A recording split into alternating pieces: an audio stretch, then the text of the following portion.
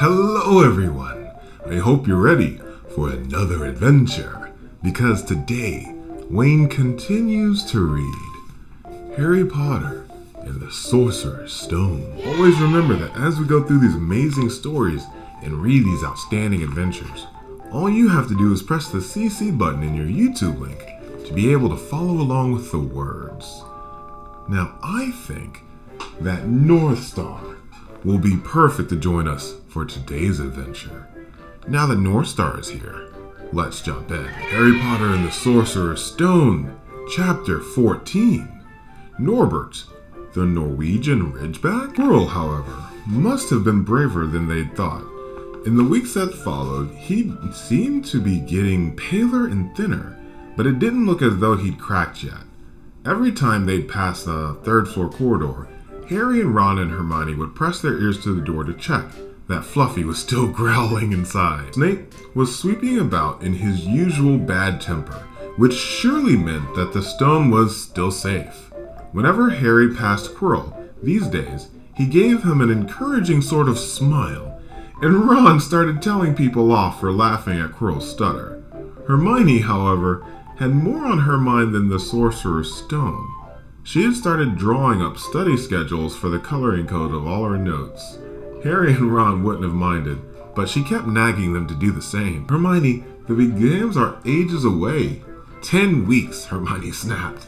That's not ages. That's like a second to Nicholas Flamel. Well put. But we're not 600 years old, Ron reminded her. Anyway, what are you studying for?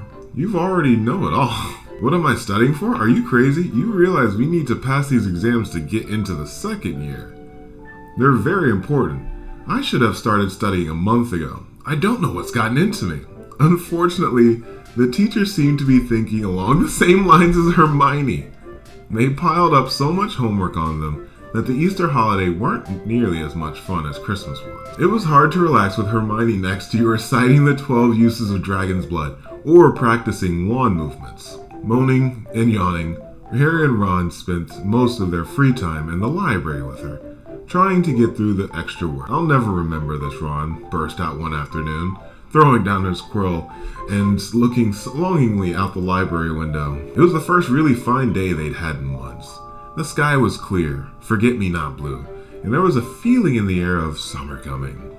Harry, who was looking up Dittany in 1000 Magical Herbs and Fungi, didn't look up until he heard Ron say, "Hagrid? What are you doing in the library?" Hagrid shuffled into view, hiding something behind his back. He looked very out of place in his moleskin overcoat. "Just looking," he said in a shifty voice that got their interest at once. "And what are you up to?" He looked suddenly suspicious. "You're not still looking for Nicholas Flamel, are you?" "Oh, we found that ages ago," said Ron impressively. "And we know what that dog's garden. It's the Sorcerer's..." "Shh." Hagrid shushed him, looking around to see if anyone is telling. "Don't go shouting about. What's the matter with you?" "There are a few things we wanted to ask you about what's guarding the stone apart from Fluffy." "Shh. Listen, come and see me later. I'm not promising I'll tell you anything, mind you, but don't go rabbiting about in here. Students aren't supposed to know. They'll think I've told you." "See you later then," said Harry. Hagrid shuffled off. Poor Hagrid. "What was he hiding behind his back?" said Hermione thoughtfully. "Do you think it had anything to do with the stone?" "I'm going to see what section he was in," said Ron, who had enough of working. He came back a minute later with a pile of books in his arms and slammed them down on the table. "Dragons," he whispered. Hagrid was looking up stuff about dragons. "Look at these. Dragons, species of Great Britain and Ireland, from Egg to Inferno, a Dragon Keeper's Guide." Hagrid's always wanted a dragon. "He told me so the first time I ever met him," said Harry. "But it's against our laws," said Ron. "Dragon breeding was outlawed by the Warlocks Convention in 1709. Everyone knows that. It's hard to stop muggles from noticing us when we're keeping dragons in the backyard. Anyway, you can't tame dragons. It's dangerous. You should see the burns Charlie's got off the wild ones in Romania." "But there aren't wild dragons in Britain," said Harry. "Of course there are," said Ron. "Common, Welsh, green, and Helderback dragons. The Ministry of Magic has a job hushing them up. I can tell you, our kind have to keep putting spells on muggles who spotted them to make them forget. So what on earth's Hagrid up to? Said Hermione. When they knocked on the door of the gamekeeper's hut an hour later, they were surprised to see that all the curtains were closed. Hagrid called, "Who is it?" before he let them in and then shut the door quickly behind them. It was stifling hot inside, even though there was such a warm day. There was a blazing fire in the grate. Hagrid made a tea for them and offered them stoat sandwiches, which they refused. "So you wanted to ask me something?" "Yes," said Harry. There was no point in beating around the bush. "We were wondering if you would tell us what's guarding the Sorcerer's Stone apart from Fluffy." Hagrid frowned again. "Well, of course I can," he said. "Number 1, I don't mind myself. Number 2, you know too much already, so I would tell you if you could. The stone's here for a good reason. It was almost stolen out of Gringotts. I suppose you would have found out. Beats me how you know about Fluffy." "Oh, come on, Hagrid. You might not want to tell us, but you do know everything that goes on around here," said Hermione in a warm, flattering voice. Hagrid's beard twitched, and they could tell he was smiling. "We only wondered who had done the guarding, really," Hermione went on. "We wondered who Dumbledore had trusted to help him, apart from you." Hagrid's chest swallowed up those last words. Harry and Ron beamed at Hermione. "Well, I don't suppose it'll help if I tell you that.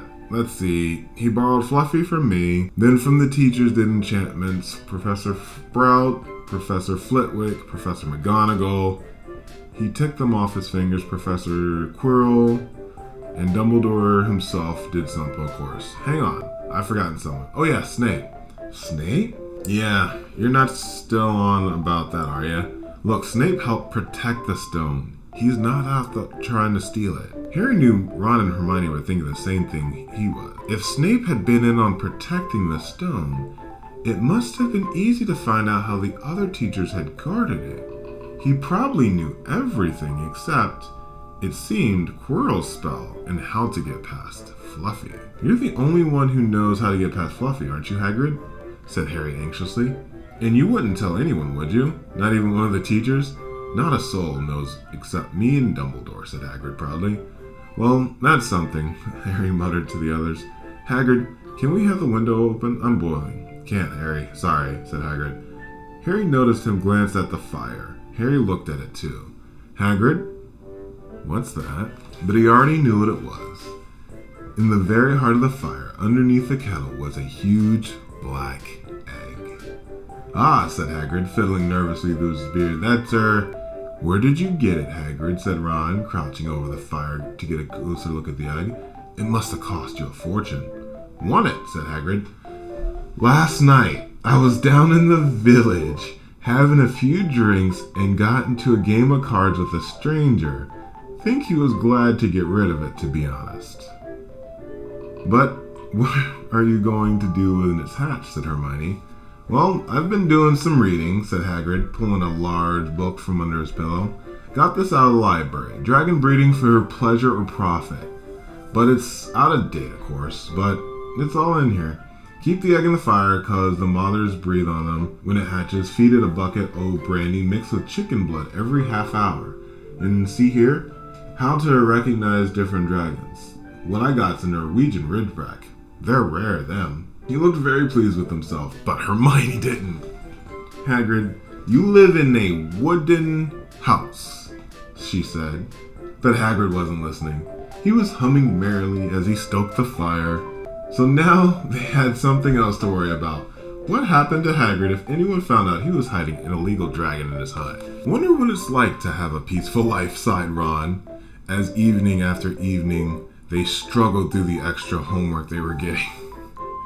Hermione had now started making study schedules for Harry and Ron too. It was driving them nuts. Then one breakfast time, Hedgewood brought Harry another note from Hagrid.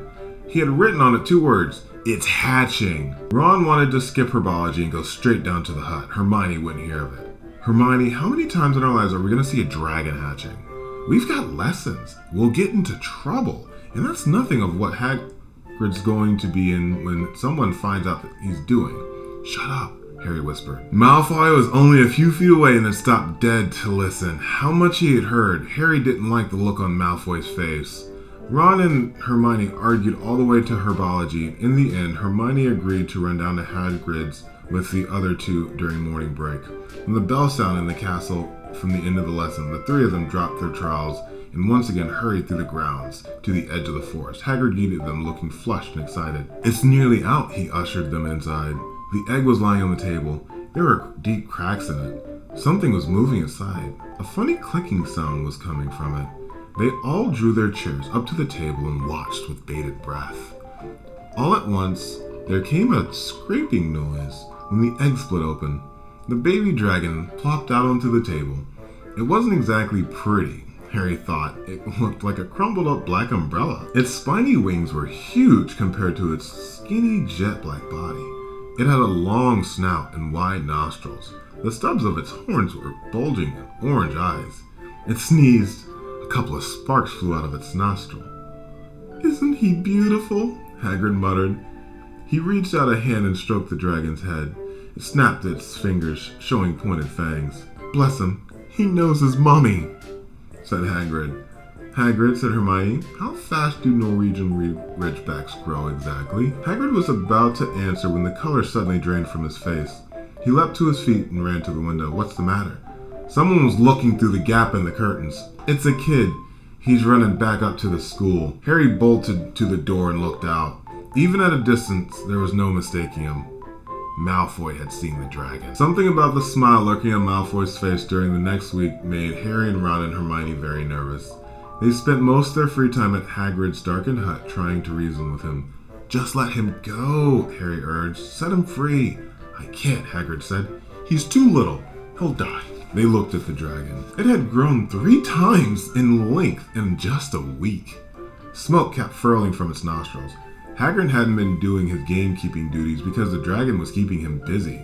There were empty brandy bottles and chicken feathers all over the floor. "I've decided to call him Norbert," said Hagrid, looking at the dragon with misty eyes.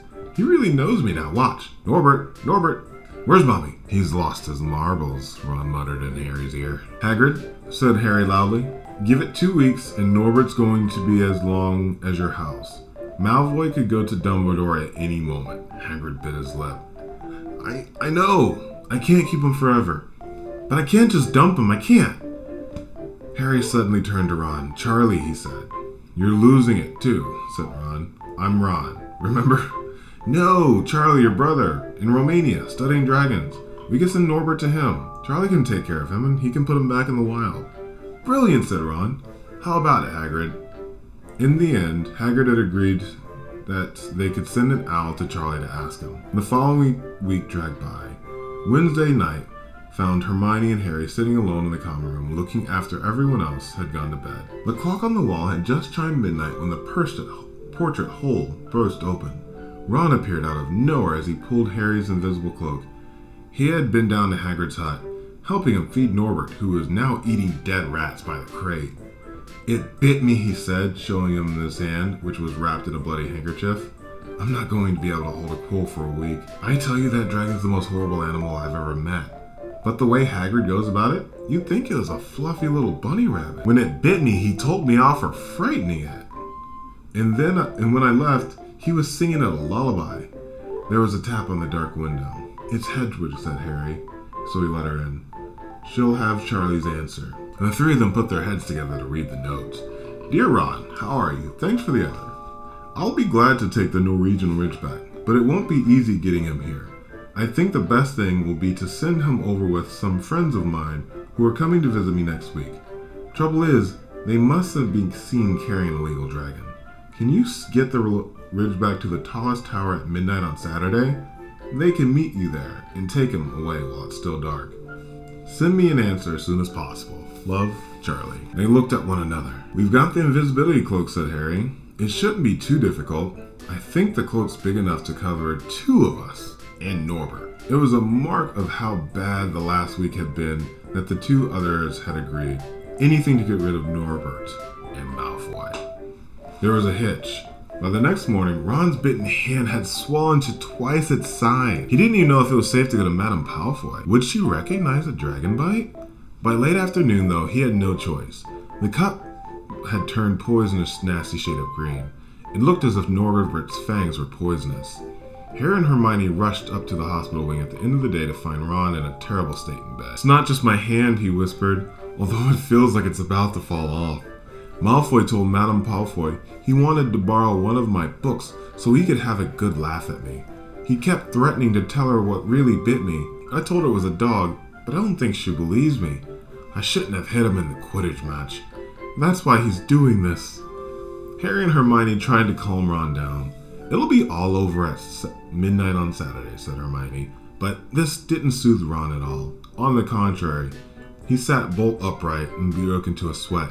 "Midnight on Saturday?" he said in a hoarse voice. Oh no. I've just remembered Charlie's letter was in the book Malfoy took. He's going to know we're getting rid of Norbert."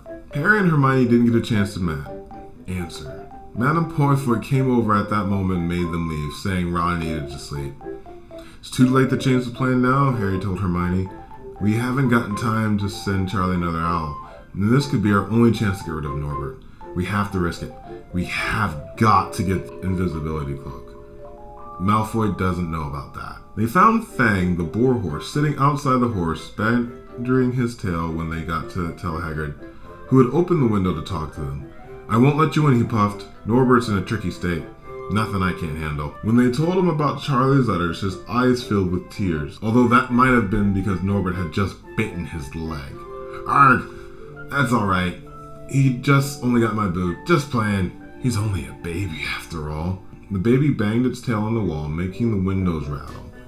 Harry and Hermione walked back to the castle, feeling Saturday couldn't come quickly enough. They would have felt sorry for Hagrid when the time came for him to say goodbye to Norbert, if they hadn't been so worried about what they had to do. It was very dark, cloudy, and they were a bit late arriving at Hagrid's hut, because they'd have to wait for Peeves to get out of their way in the entrance hall, where they'd been playing tennis against the wall. Hagrid had Norbert packed and ready in a large crate. "He's got a lot of rats and some brandy for the journey," said Hagrid in a muffled voice. "And I've packed his teddy bear in case he gets lonely."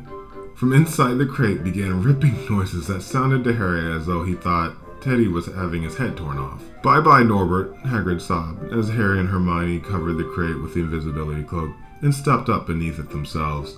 "Mommy will never forget you." Now they managed to get the crate back up to the castle, they never knew. Midnight ticked near as they heaved Norbert up to the marble staircase in the entrance hall, among the dark corridors. Up the staircase, then another. Even one of Harry's shortcuts didn't make the work much easier. Nearly there, Harry panted as they reached the corridor beneath the tallest tower. Then a sudden movement ahead of them made them almost drop the crate. Forgetting that they were already invisible, they shrank into the shadows, staring at the dark outlets of two people grappling with each other 10 feet away. A lamp flared. Professor McGonagall, in a tan bathrobe and a hairnet, had Malfoy by the ear. "Detention," she shouted, "and 20 points from Slytherin. Wandering around in the middle of the night. How dare you? You don't understand. Harry Potter's coming. He's got a dragon. What utter rubbish. How dare you tell such lies? I shall see Professor Snape about you, Malfoy." The steep spiral staircase up to the top of the tower seemed the easiest thing in the world after that. Not until they stepped out into the cool night air did they throw off the cloak, glad to be able to breathe properly again. Hermione did a sort of jig. "Malfoy's got detention, I could sing." "Don't," Harry advised her.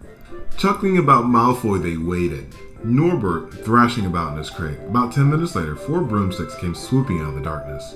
Charlie's friends were a cheery lot. They showed Harry and Hermione the harness they'd rigged up, so they could suspend Norbert between them. They all helped buckle Norbert safely about it, and then Harry and Hermione shook their hands and the others and thanked them very, very much. At last, Norbert was gone. They slipped back down the spiral staircase, their hearts as light as their hands. Now that Norbert was off of them, no more dragon, Malfoy in detention. What could spoil their happiness? The answer to that was waiting at the foot of the stairs. As they dropped the corridor, Filch's face loomed suddenly out of the darkness. Well, he whispered. "We are in trouble." They'd left the invisibility cloak at the top of the tower. I think that is the perfect place to end today's adventure with Harry and Hermione as they get caught. But Norbert's gone. What did you think about today's story, Northstar? I like that part too. See you on the next adventure, okay? And we'll see you on the next adventure here with Wayne Reads. Thank you for joining us, and we can't wait to see you again. Bye-bye.